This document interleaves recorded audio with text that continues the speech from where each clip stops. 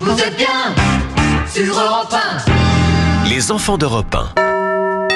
Et ce matin, Dimitri Pavlenko avec les enfants d'Europe 1, retour sur la fin du service militaire. Et oui, 4 février 1997, l'Assemblée nationale, lors d'Autriche, adopte le projet de loi qui suspend la conscription obligatoire. Oui, quelques mois plus tôt, en 1996, lors d'un déplacement dans les Deux-Sèvres, le président de la République, Jacques Chirac, laisse entendre qu'il veut réformer le service militaire. Le service n'est plus universel, c'est-à-dire qu'il y a maintenant un très grand nombre de jeunes, parce qu'on n'en a pas besoin, qui ne le font pas, et donc tout naturellement, les plus malins y échappent. Un peu plus tard, Jacques Chirac parle de professionnaliser l'armée, terminer la conscription obligatoire, fini le service militaire, ce monument républicain instauré 2 siècles plus tôt, en 1798. Il demande à son Premier ministre Alain Juppé de lancer un grand débat national.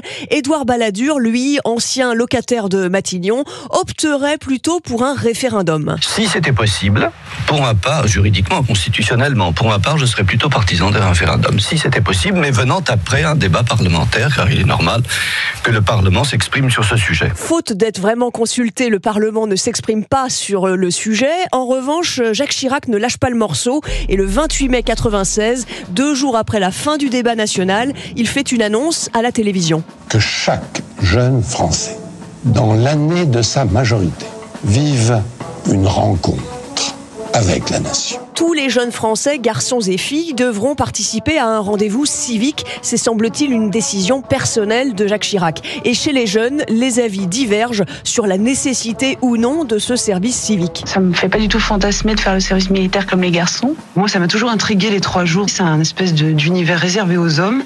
Et moi, ça me déplairait pas, a priori, de pouvoir y accéder. En mai 1996, la rédaction d'Europe 1 se lance dans un tour de France des villes de garnison. Première étape à Pamiers, dans l'Ariège. Moi, j'allais chier pas de nanana, j'ai rien compris. J'ai rien appris à l'armée et j'ai perdu beaucoup sur ce que j'avais appris avant. Le fait que le service national soit réduit à 1 semaine, maintenant le rendez-vous citoyen, vous êtes d'accord, vous êtes contre?